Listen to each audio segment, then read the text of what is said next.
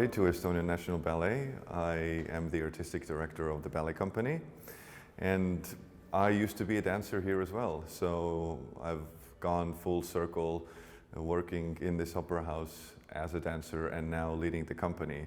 It's my third season, and as we know, what 3 years it has been for the world. But we have been very lucky. The company has been able to perform 60 shows for the past 2 seasons during COVID, so we were very, very lucky.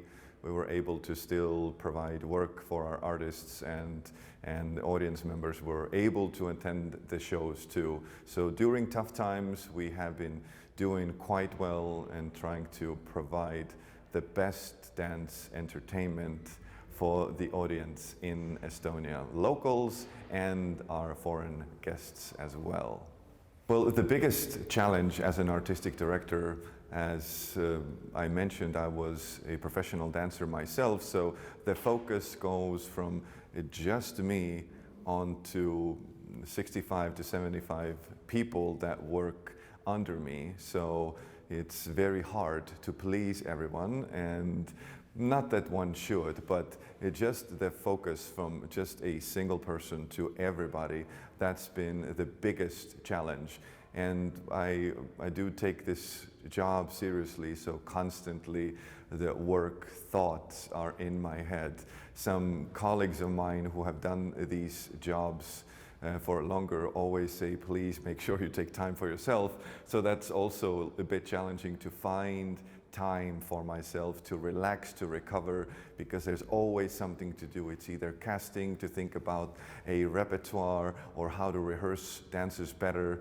And so it's constantly the work thoughts basically run my life. So I haven't yet found an ideal balance, since I'm still fairly new in this business, but getting more used to it, because it is a lot. Everyone wants something from me, so to find the time and to be able to provide what the dancers and the staff and other colleagues in the opera house need from me, that's a constant work in progress, I'd say. So Estonian National Ballet has mostly a classical repertoire, but we also do story ballets and expand into more contemporary works. We have to have a balance, because our audience is used to big classical ballets, but we're trying to sort of broaden the spectrum of what we do. The more variety, it's better also for the dancers. And worldwide, we know that those double bills and mixed bills sell less, but we're trying to make it more interesting, to name them, find common themes, to be able to provide something new and exciting for the audience.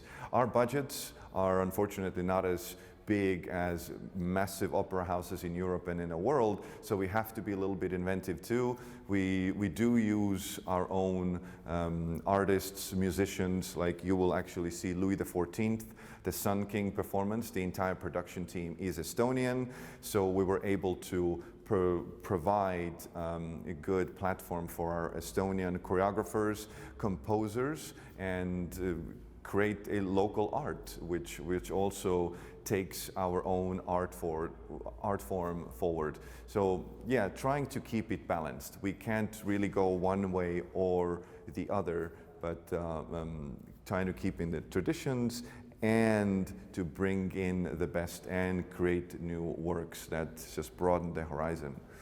We have about 60 dancers from 15 different nationalities. Most of the dancers, when I came to the company, obviously I inherited the company. I've been able to bring in new dancers as well. I very much value hard work and dedication and responsibility. There's sort of these three things that I look for in a dancer. Like, we have to be able to communicate, they have to be polite, and they have to take responsibility, constantly be in a good shape, know what they're doing, know their material, and willing to perform. What I expect of men, also take partnering very seriously, because if you want to succeed in this career, you have to dance paradas, you have to do a duet with a woman before you get into your solos or variations. So having that mindset that you care for your partner and do everything possible to make them look good, that's a very good quality for a man to have. And for women, clean technique, nice presentation, they need to want it. That have really that passion, because it's such a hard work, both for men and women, like having that want to make things work, to overcome challenges,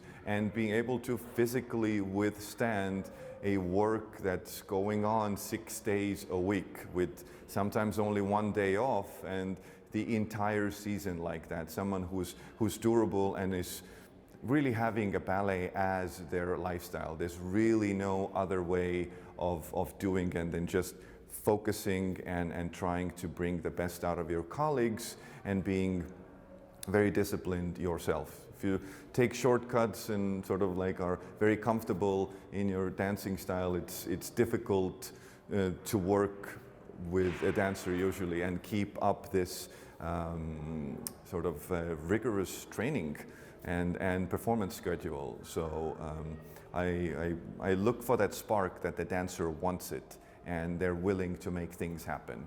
And that's why I'm there, that's why I'm here, to help provide dancers everything that they need to make the best work on stage for the audience.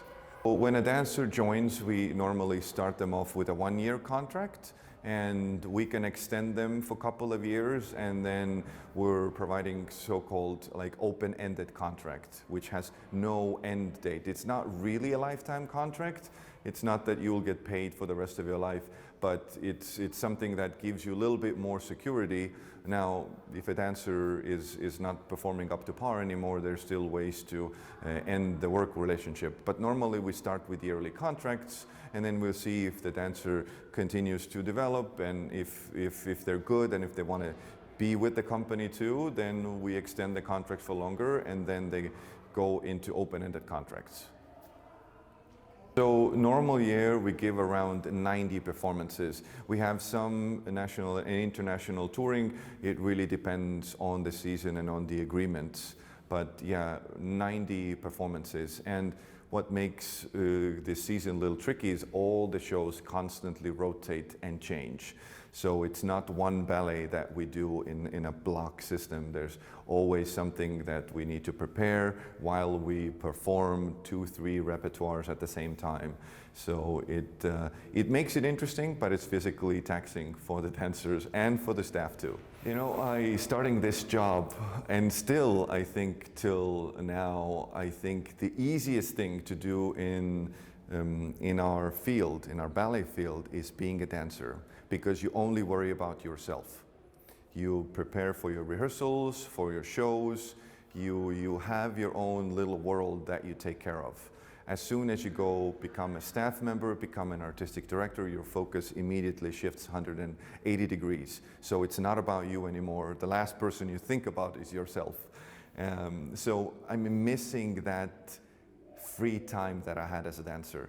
I did my day's work, I did my shows, and I knew that, okay, now I have time to relax, recover, because in this job, it seems like it never stops. It's one repertoire after another, one cast after another. I'm also in a studio. I very much enjoy the time working with the dancers, but this work never stops. So there's really, besides summer vacation, there's really no time off. So I miss having those moments to myself as a dancer.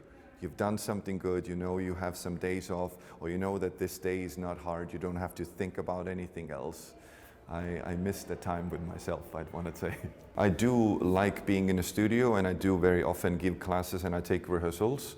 This is a very good opportunity for me to see the dancers develop, because class is something that we do every day, and you really see if people are taking corrections and if they're trying to improve, because improvements is going to be shown in class too. If someone struggles with technique, I can help them, I can be there and see actually them applying the corrections and just trying to help them to become better dancers, because this is the job, to help the artists become better and providing them with a variety of classes, something that they can, it's good for their bodies. So I do very much like to work with them, because you know, some corps de ballet dancers, maybe they do less on stage, but I see them more in class. I can actually see how they develop, and if someone is really working well and development is seen, it's easy to give them chances. That also helps with casting,